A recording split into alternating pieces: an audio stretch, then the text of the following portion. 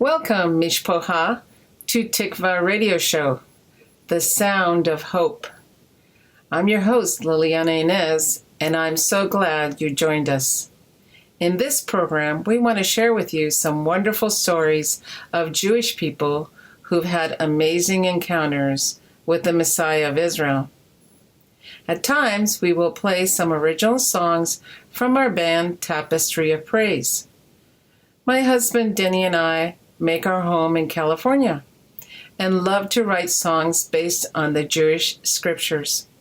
Songs of hope, shalom, joy, and comfort. Many of these songs are part of our personal experience of God's touch and care in our lives. We will also be sharing some thoughts and teachings using the eternal words of Adonai that bring hope and change in our lives. If you would like to purchase our album or individual songs, you can find us on CD Baby and iTunes under Tapestry of Praise. Our albums are California Gold, Wall of Fire, and Tikva. Now, on to our interview. Today we will hear part 2 of the interview with Greg Stone. Just for those who did not hear part 1, I encourage you to hear the show on our website, tikvaradio.com. However, for the sake of clarity, I will give you a brief review of part 1. Greg was born in a family where both his parents were Jewish. Raised in the heart of American Judaism, he attended synagogue. At the tender age of 5 years old, his parents were divorced, and tragically, Greg and his sister never saw his father again. But in a strange turn of events, as an adult, God stepped in a miraculous way and healed him from this deep wound. Greg became bar mitzvahed under Rabbi Hertzberg at Temple Emmanuel in Englewood, New Jersey. In his late teens, he started to experiment with marijuana. After high school, he was accepted to the University of Pennsylvania as a pre-med student. However, marijuana led to a serious addiction to cocaine, so much so he dropped out of college. In part 2, Greg begins sharing his story as he found himself questioning his future. Let's listen in on Greg's story. I did have good grades in high school. I had very good grades in high school. And then what happened was I went off to U of P, and that's where my life fell apart, and I had very bad grades there. And after 4 years of college, never made an A, a paper, a test, a quiz the entire time. I never even figured out how close I was to graduating. I just literally stopped going. I went home, and I lived with my mom and my dad, my stepdad, and my stepdad. I call him Dad. My dad said to me, "Greg, why don't you join the Air Force and make a man out of it?" I thought, okay, well, I waited about. I didn't want to join because for a number of reasons. But after about 6 months of not being able to afford to even move out of the house, I thought if I joined the Air Force, at least I could move out of the house. So I went down and I enlisted and I went in the Air Force. I have a quick question on the experimentation with marijuana. You said that turned into serious addiction to cocaine. Yes. So it's a gateway drug. It's a gateway drug, yeah. That's what it is. So what you're saying is that one thing opens you up to another, and then it just can snowball. Tell us about, you went through rehab several times, is that correct? No, never went to rehab. Okay, but you said that you went through a process of trying to get out of your drug addiction several times? No, actually what happened was, it was really not like that at all. What happened was, while I was in college, while I was doing all those drugs, I was dealing drugs. I was making a lot of money. And the reason I could afford the cocaine was because I was selling the cocaine. Right. And so, and in fact, in the last year of that, I would have been making, I actually figured this out at the time, I would have been making $10,000 a week in profit because of the amount I was selling. But actually, at the end of that last year, I was $68,000 in debt because I had used so much. Okay, so that's when I went home, and my dad said, "Why don't you join the Air Force?" I'm like, "Man, during the 6 months that I'm home living with my mom and dad, I can't deal drugs, and my supplier would not front me anything because I had been such a financial loss to him. So I couldn't sell anymore. So therefore, I couldn't get the cocaine anymore. So at this point, I'm only smoking marijuana. I couldn't afford the cocaine, which is far more expensive. Once I joined the Air Force, I stopped doing all the marijuana at first when I went in the Air Force because you're in basic training and all that, and you just can't do it. But after I got through basic training and after I got through my job training and they sent me to my first site, I started to smoke marijuana again. I wasn't doing the cocaine because I couldn't afford it, and I probably was too afraid at that point to get caught. I was in the Air Force now for several months, and the Air Force announced that they were going to start a drug program called Project Golden Flow, in which they would do a urine analysis test to see if anybody was doing drugs.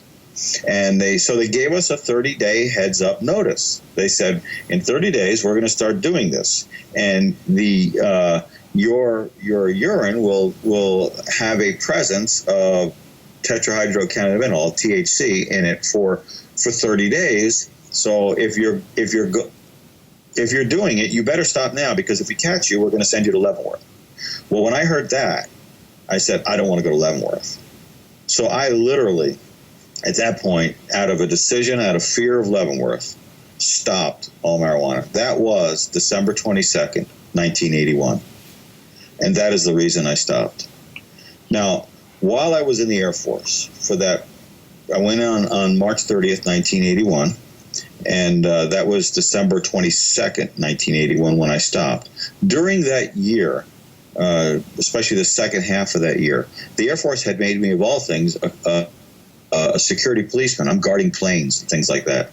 And there was this one Air Force pilot who would come out to befriend me, to talk with me about the Lord. And he was very interested in my Jewish heritage, which I found very honoring. So he would ask me questions, and I was happy to answer them. And he would bring me a cold drink because I'd be standing out on the hot flight line, and I'd be alone. So here he is, meeting my need for loneliness, bringing me a cold drink when I'm hot, honoring me emotionally by asking me questions, interest in my Jewish heritage. And so we became kind of friends. And one day he came by the barracks and he said, well, you said at one point, he had said to me earlier, he said, would you like to go to church with me sometime? I said, yeah, I'll go with you sometime. I didn't really want to go, but he was an officer, I was enlisted, and he was friendly to me while I was at work. But this Sunday night, he came by the barracks and he said, well, do you want to go? And I said, you mean the church? He said, yeah. I said, you mean like now? He said, yeah, right now, let's go. And I thought, oh, okay. And I had this thought that went through my head at that moment, and now I recognize it was the Lord. I didn't at the time, but I had this thought, and it went through my head. It said, "You said you would go with him, and if you don't go with him now, he's going to know you're just lying to him. You don't want to look like a liar, do you? You better go." So I said, "Well, yeah, let's go." So I took my uniform off because I was kind of half in a uniform, and put some civilian clothes on. We went down to the church, and in the church, we were a little late, so we were sitting up in the balcony. There's a guest speaker. The guest speaker's from time to time giving prophetic utterances, and sitting behind him on the platform is the pastor. And whenever this guest speaker would begin to speak in these prophetic utterances, two things would happen. One thing is the pastor would raise his hand, like, as Christians sometimes do. It's the Lord as an act of praise. He would raise an arm. And when he did that, I would literally inch up out of my seat, kind of half stand up and look around, wondering, who's he waving at? I left there that day without ever finding out who he was waving at. The other thing that would happen whenever he would do those prophetic utterances is it seemed like the whole church would start to speak in this other language. Well, I thought, this is the weirdest thing. Everybody here speaks Latin. because I had a friend who was Catholic growing up, and I knew that Catholics talk Latin in church, so I thought, this is weird. Everybody here talks Latin. Yeah. And so I'd never heard of tongues. Forget about hearing tongues. I'd never heard of them, so I don't know anything about Jesus. For me, Jesus was nothing but a curse word, and it was a very convenient curse word. But I didn't know anything about it. So I left. They had a time during the service when people hugged. Just literally, the greeting time. And this lady who was old enough to be my mother came up to me and gave me a hug. And when she did, my immediate reaction was to think, what is this? This woman loves me. She don't even know me. She doesn't know what I've done. She has no clue what I've done. And she loves me? And I remember they had an altar call. I didn't know what an altar call was. I didn't know that I needed to receive Jesus, Yeshua. I didn't know any of that. I'd never heard any of this. All I knew was, and here's what I prayed. I actually did pray this by myself up in the chair. God, whatever it is these people have, I can tell it's real. And I can tell, Lord, that they're getting it from that Bible, that book, that New Testament. I will read that book, and I will change my life to fit it, and I will not explain it away. And that was all I prayed. They had their altar call at the end. I did not receive the Lord. I went home, and that was a Friday. That was January 17th, 1982. Well, I just Sunday, wanted to go back a little bit. Tell me about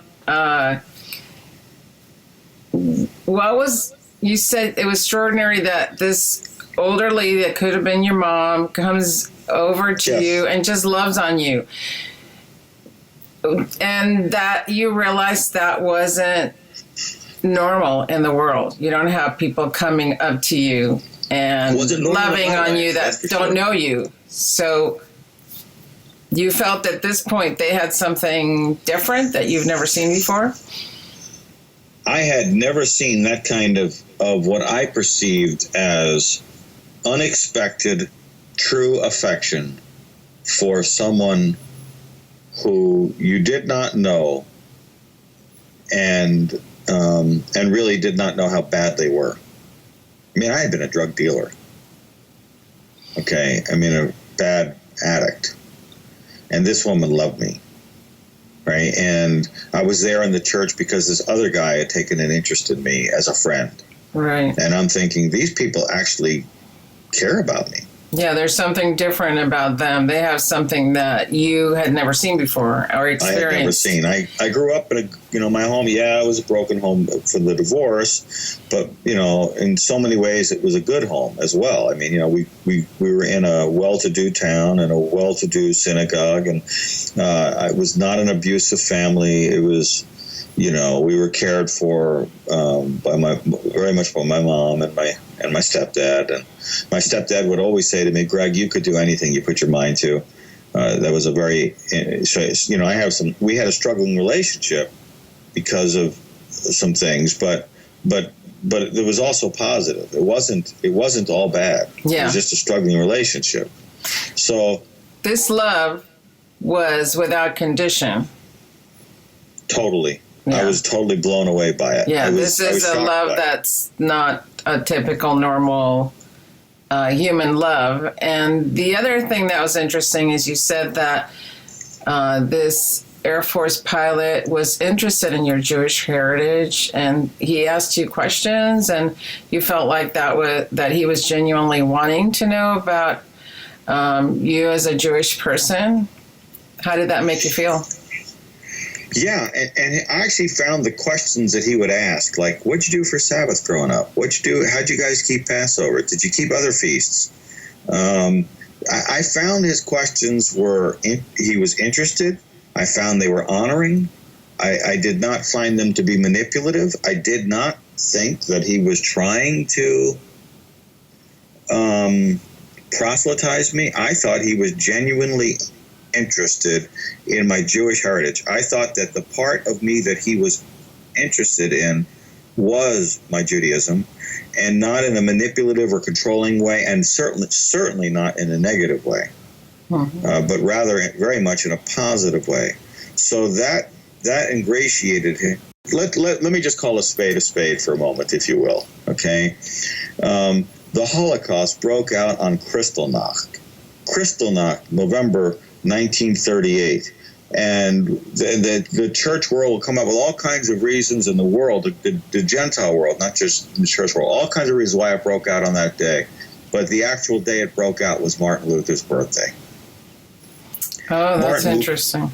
Yeah, Martin Luther, who wrote in his book on Jews and their lies, who actually wrote 7 things that need to be done by the church to the Jew, and Hitler just implemented Martin Luther's advice. That's all he did. Okay, yeah. And so what Jews, they may not know everything I just said, but we do know that the church has been unbelievably unkind. Totally un-Christ-like. The Jewish person doesn't have a problem with Jesus. They don't have a problem with Yeshua. They have a problem with the church. Yeah. The church has utterly failed to demonstrate the love of God for his people. That's why I want to go back to that pilot. So this is your first experience with a Gentile Christian believer in Jesus, Yeshua, who actually sincerely wanted to know about you as a Jewish person, and that really impacted you. Huge. Mm-hmm. It was accepting, it was honoring, it was loving, it was of interest. It built such a bridge in my heart towards whatever this man had. That's really good. So that drew you to him because you felt like this is a different person, and that you could tell that he was genuine. And of course, that's huge. Let's go to January 22nd. Sure. You went to another service at the church, and there's something that happened to you previous to that, and you decided to go to the pastor, and you wanted to somehow serve the church. Can you tell us about that? Sure. On Sunday, January 17th, 1982, I went to that church service that I described a few moments ago, where I was, they had the altar call. I didn't go for it, but the lady hugged me, and all of those experiences. So that's on Sunday, January 22nd, or January 17th. On Friday, 5 days later, January 22nd, I went and I took a bus from the Air Force Base down to towards the church, and it's about a mile walk. I walked over to go see the youth pastor, and I went in to see him, and I said, "Pastor Doug," I said, "I could tell." Because by now I'm starting to read the New Testament. It's 5 days have gone by. I said, I can tell this Jesus, he's something special, and I just have to do something for him. He said, is there something I could do around here? I said, maybe I can take young people on bicycle trips. I'm stationed at the time in Hawaii. I said, maybe I could take young people on bicycle trips around the island, or maybe I can show them how to lift weights. Because I can tell this Jesus, he's something special. I just have to do something for him. Well, he looks at me and he says, well, how long have you been born again? I had never heard the word born again. I mean, I just started reading the New Testament 5 days earlier, right? And so he looks at me, he says, how long have you been born again? I said, well, I've been coming here since Friday, or since Sunday. 5 days have gone by. And so he says, well, maybe instead of doing things with the youth, maybe you should go to the young adult meetings. You'll learn more, you'll grow more. I said, well, that's a great idea. I left there that day. I don't remember if we necessarily prayed. I really don't even remember. What I do remember was that it was a mile walk from the church to the bus stop to get the bus back to the base. And as I walked down the street towards the bus stop, I got about 2 blocks. And all of a sudden, in a moment, it felt like somebody dropped a bucket of light. Now, imagine a bucket of water, by way of illustration, but it wasn't water. It felt like a bucket of light. Wow. And just dumped it on my head.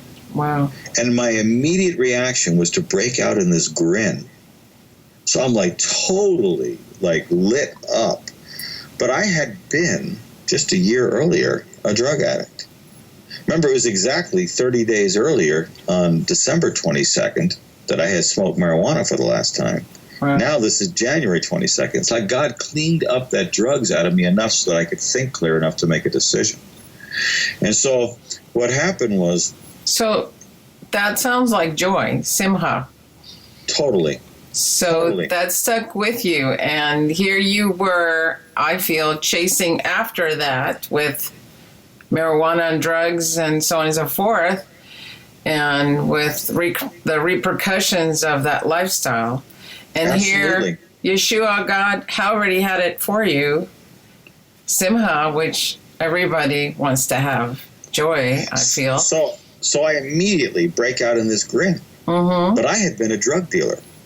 And drug dealers don't walk down crowded city streets by themselves smiling. So my immediate reaction is to try to get the smile off my face, and I can't. So I covered my face so that nobody else on the street would see me smiling, walking like this. I'm literally looking down at the ground with my hands on my face, trying to hide my face because I'm smiling with Simcha so much.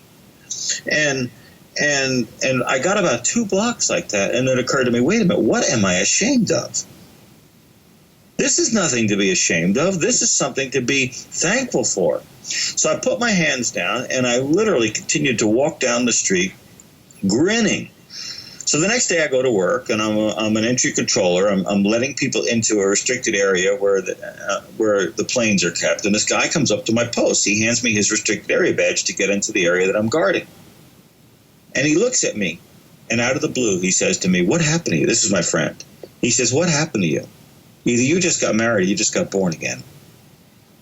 And I looked back at him and I said, "Well, I didn't get married." And I had never, again, this is the second time in my life I'd heard the terms born again. I did not know that the words were in the Bible. I still did not know that. But I knew that I was born again. I knew that I was a new man.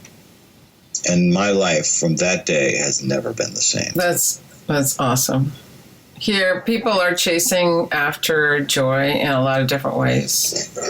And, of course, you mentioned some of those drugs and all that, which is prevalent out there in the world, or alcohol or whatever other games or whatever the situation is. But here you, in an instant, in a moment, and God dropped this bucket of light, of joy on you, and you couldn't even wipe it off your face, and people could even see it on you. And that's amazing. You didn't even ask for it, and he gave you that gift. He has totally restored my life. If I were to 3 areas, I know that we're gonna run out of time. Yeah, we are. We're gonna have to wrap it up. But yeah, please tell me three major things that God did in your life. 3 areas that He has totally restored my life. Number 1, I came out of a broken family.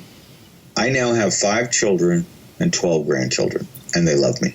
That's great. Okay, I've been married for almost 35 years. I've been married longer than my parents were, and I have a great marriage. So He has restored that area of my life. The second area He's restored in my life is my mind. Okay, remember I had dropped out of college. The first time I went to college, I never made an A, a paper, quiz, a test the entire time. I was a druggie. Okay, the Lord, after He saved me, He sent me back to school. Well, 2 associates, a bachelor's degree, 2 masters, and a doctorate.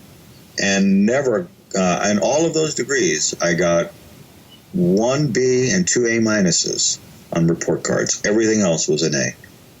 God totally turned my life around in terms of education. Your mind too. Yeah, He totally healed my mind. And I am convinced that the single greatest thing a person can do for the healing of the mind is the reading of the Bible, because it will change the way you think. Okay, and people used to make fun of what my mind was like, but now people, they're impressed by it, and I give God the total credit for this. It's totally a testimony to the goodness of God through Yeshua in my life. So He's restored my family, He's restored my mind, and now He is, and I don't have enough time, I don't think, to talk about how He is using me with regard to the Jewish community, both in America and in Israel, Yeah. and to build bridges. He's using me as a bridge builder between the church and Judaism. That's great. I'm afraid we're going to have to wrap it up, but it's been really wonderful listening to your story, and so it's wonderful to see how God turned everything around for you and then gifted you with a beautiful family, a beautiful wife, children and grandchildren. Something, it's like what you lost early in your life, God gave back to you many, many times over. And I've seen that story so many times where God restores way above what we can imagine. And we hope to have you back in the near future. Thank you so much. Thank you so much. It's a joy to speak with you today. Thank you. What an interesting interview. There's a lot of meaningful things Greg shared. I found myself in some ways relating to Greg as I recall my own teen years. A lot of us young people were wondering, what was my life all about? I felt so much of our 60s generation were lost.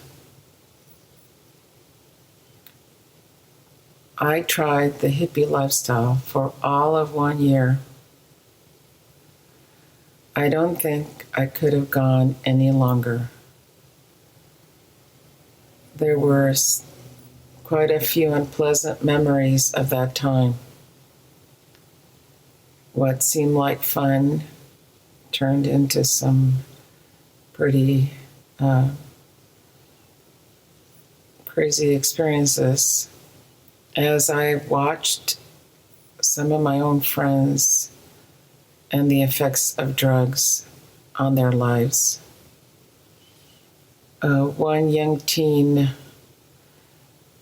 just got into this heavy drug, and it just totally transformed his character. He became this very negative, intense person, almost unrecognizable. And he not only damaged his own life, but he started damaging others. There were others that just narrowly missed hurting themselves. And unfortunately, other people did. The experiences of these different negative situations of that lifestyle with so many of my friends and acquaintances made me walk away. And later on, as I looked back, I believe Yeshua was watching over me, because I don't think I could have made it through without his protection.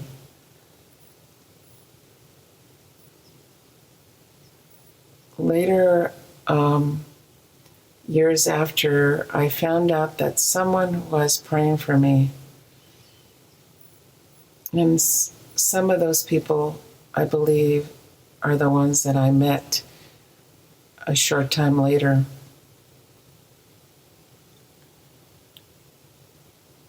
Soon after this, I don't know how much longer, maybe a month or two, I was walking around our small town. I went into this one neighborhood street I didn't usually walk through. And in this beautiful Victorian house, I found a coffee house of sorts that was started by neighbors. They were concerned that so many were on drugs, so they rented a house and they served free hot drinks and sweets, inviting us teens to simply come in and to chat. Most of them were just caring mothers and dads, good listeners, reaching out to us young wanderers, because so many teens were just walking around town and looking for something to do. At that time, for me, my life was not happy. My parents' relationship was strained, to say the least. It was very difficult to be in that constant, chaotic home environment.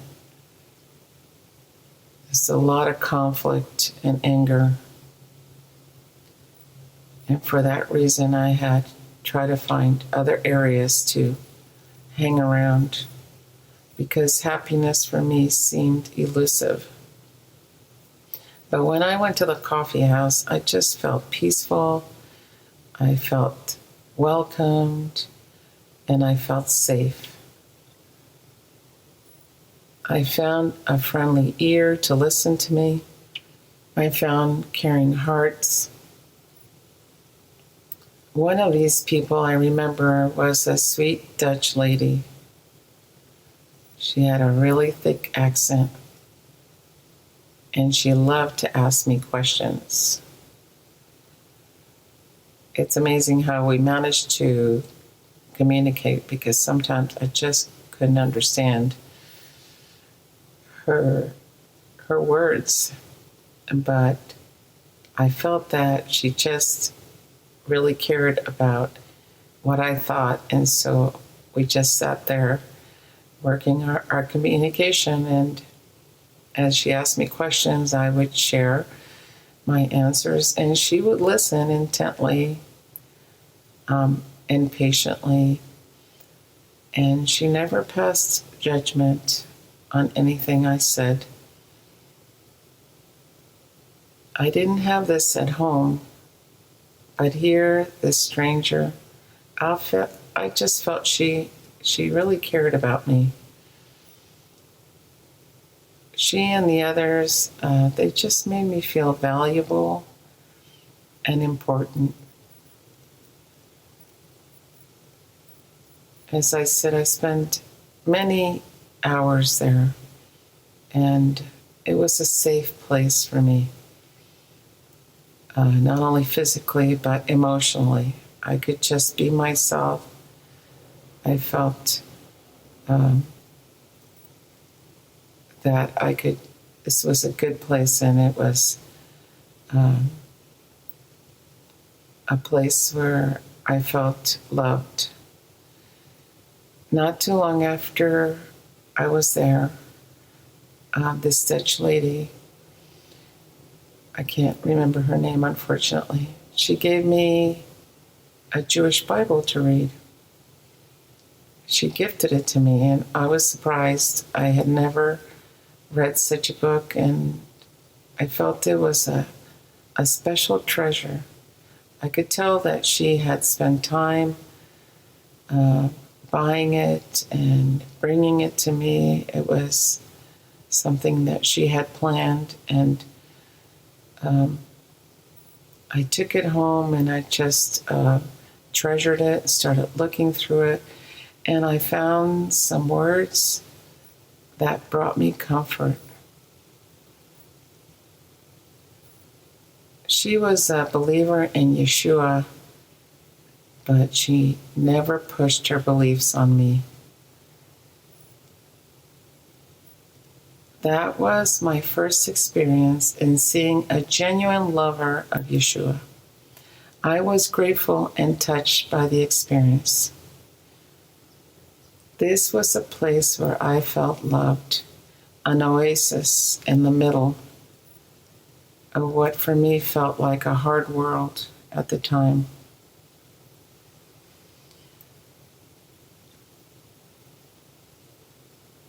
I believe that I had a God experience through these people,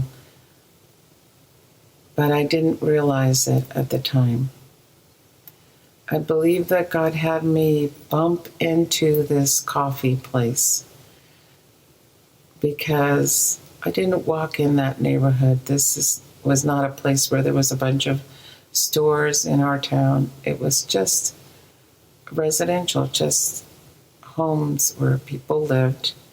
So this coffee house is in the middle of a neighborhood with a bunch of houses. It wasn't your typical place to find a coffee house. I felt that in that coffee house, God met me through these people. to let me know that I was cared about. I got to experience God through these people that knew him and walked with him.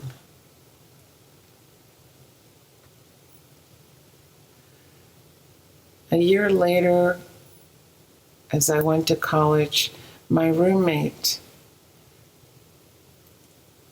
was just an extraordinary person like these people too. She was very compassionate. And I saw the kindness in her. She had this unselfish generosity. She had this constant smile on her face, and it was so obvious.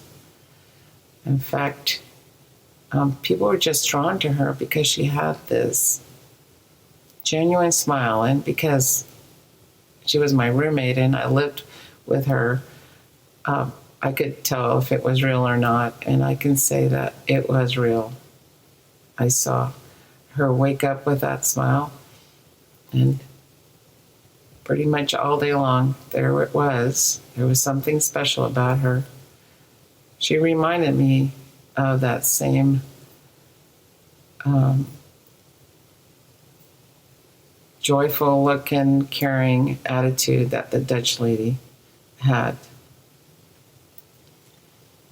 You know, I believe that when what someone says they are,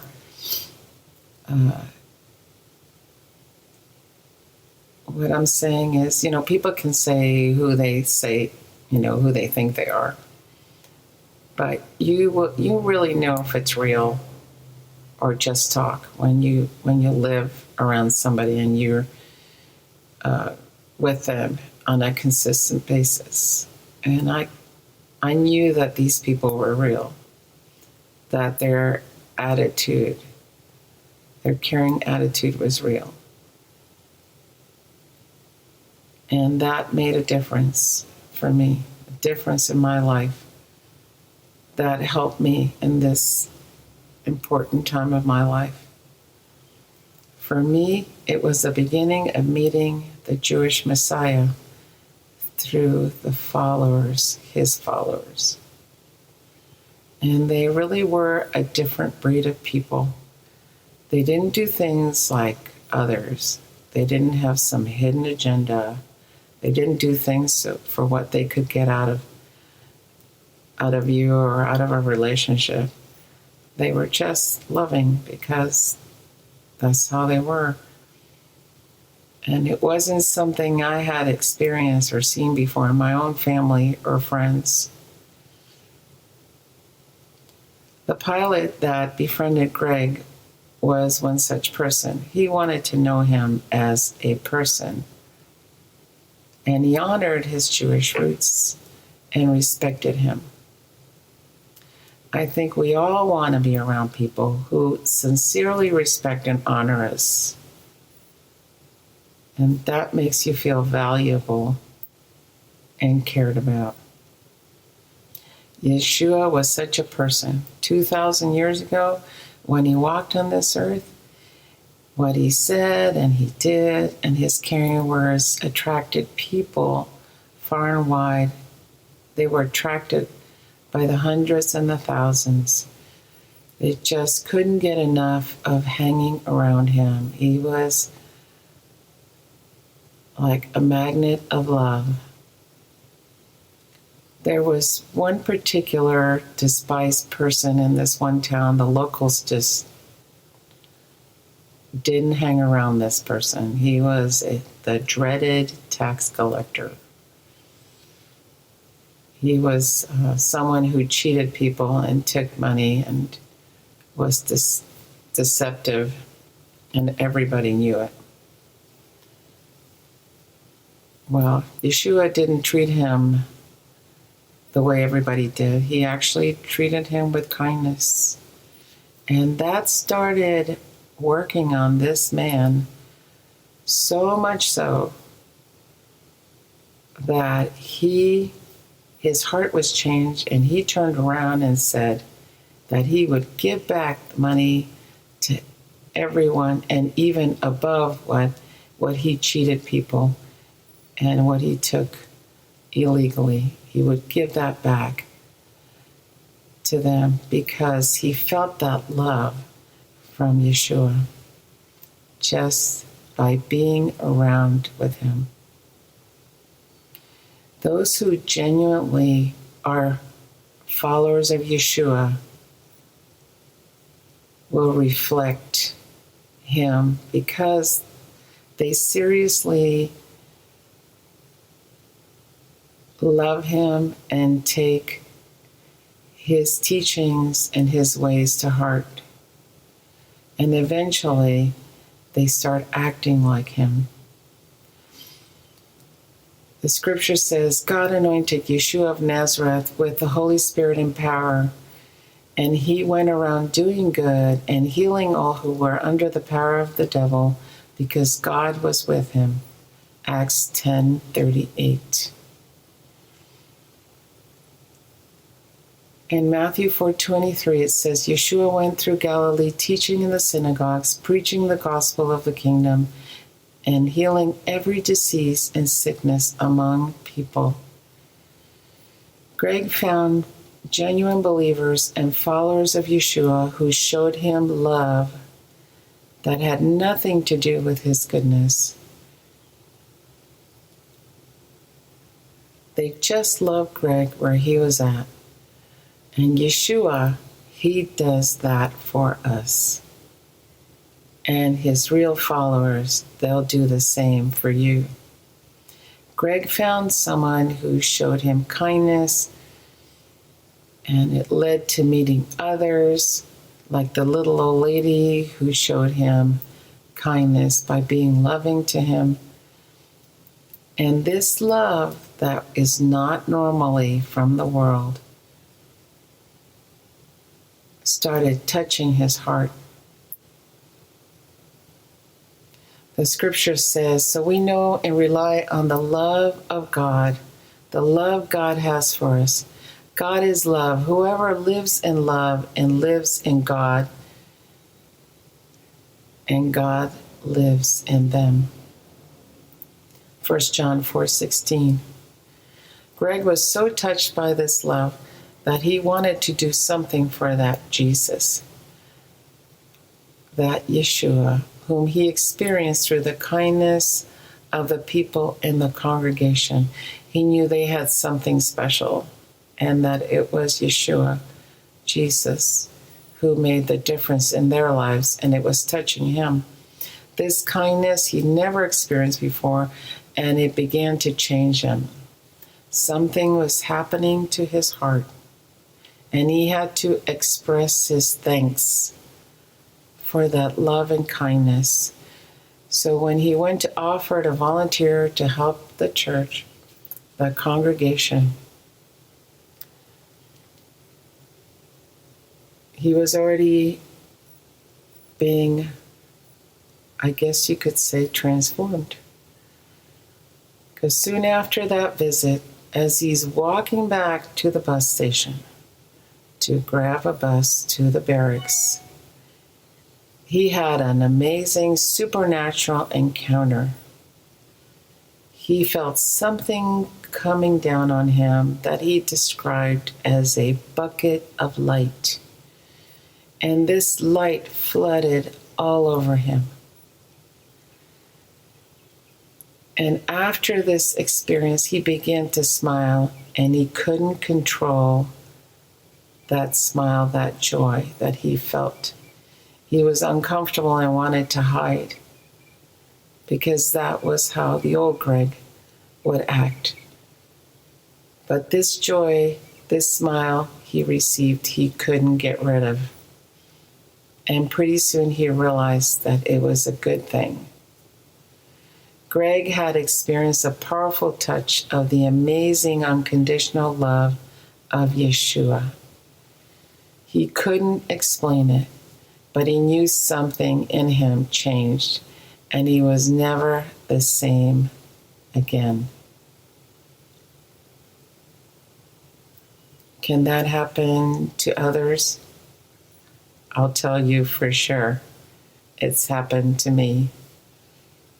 and many others that follow Yeshua. Greg is a happy person now, and God did that for him.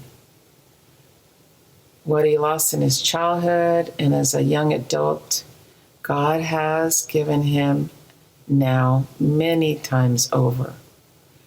A happy family, and he restored his mind and brain so that he was even able to get many more degrees and accomplishments. But the best gifts are the peace of Yeshua, the love of Yeshua, and that joy that the world couldn't give him, nor the drugs or anything else he chased after. And he has a fulfillment in his life that only Yeshua could give him.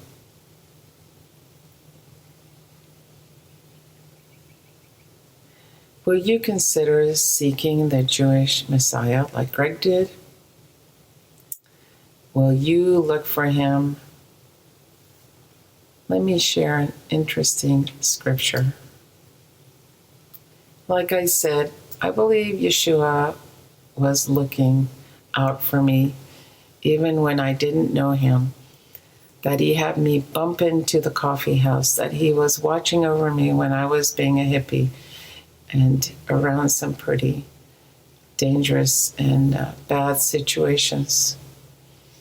In Acts 17, 26, 27, in the Complete Jewish Bible, it says, "From one man, that is Adam, God made every nation living on the entire surface of the earth, and he fixed the limits of their territories and their periods when they would flourish. God did this so that people would look for him and perhaps reach out and find him, although in fact, he is not far from each one of us. He is not far from each one of us." You know, the fact is, God is not far from you, and he's been waiting for you to seek him.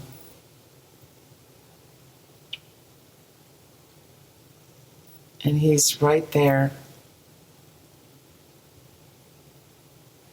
It says in the Tanakh that those who find him, it says, no eye has seen and no ear has heard and no one's heart has imagined all the things, all the wonderful things that God has prepared for those who love him. How can you love God? Well, you can't unless you let him love you. It says in the scripture, we love him because he first loved us. Because he is the source of real love. And he has this amazing love, and he wants you to experience it and to receive that amazing touch and transformation, just like Greg did. Will you seek him? Because if you seek him, you will find him. Because he is not far from you. He's waiting for you. Please listen to the song that we wrote, and we hope it will bless you. And we look forward to seeing you this time next Monday at this Tikva radio show.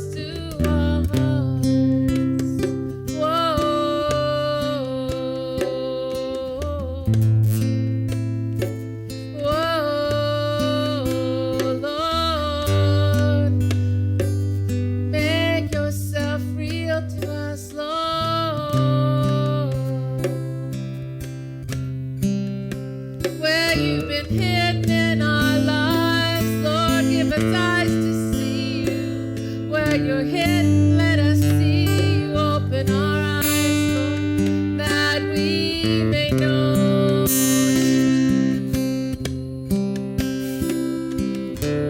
where we've been blind to you, Lord, where we've been blind to your love and your presence, Lord. Open our eyes that we may see you tonight. Open our eyes, open our hearts to you, Lord. Open our hearts to your love. Whoa, open our hearts to your love. Whoa. Make your love real and tangible, Lord. You are love itself. You are perfect love. Whoa, Lord, we need to know your love.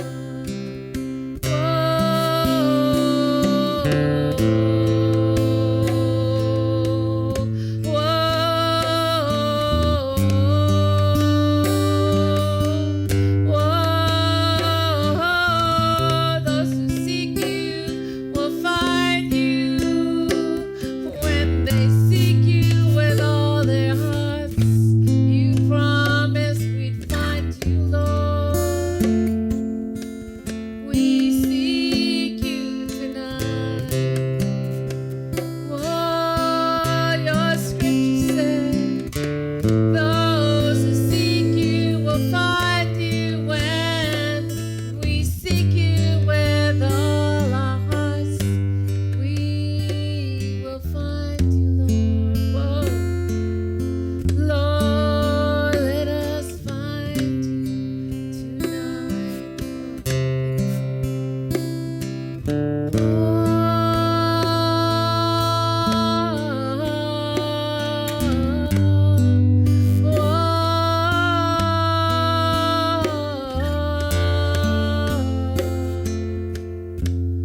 Oh, you want us to find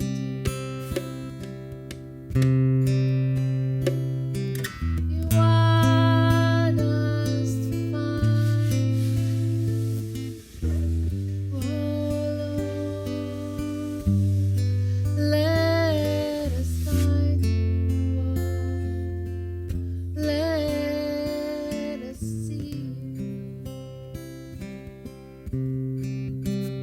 Give us a new heart. Give us new eyes. Give us ears to hear your voice. Whoa, Lord. Ruach HaKodesh. Thank you for listening to Tikva Radio Show, the voice of hope. If you have been blessed by this program and want to join us in sharing with others the hope of Yeshua HaMashiach, a gift of any amount will be appreciated. You can donate and contact us on our website at tikvaradio.com. Once again, that's TIKVAH radio.com. Thank you for joining us, and God bless.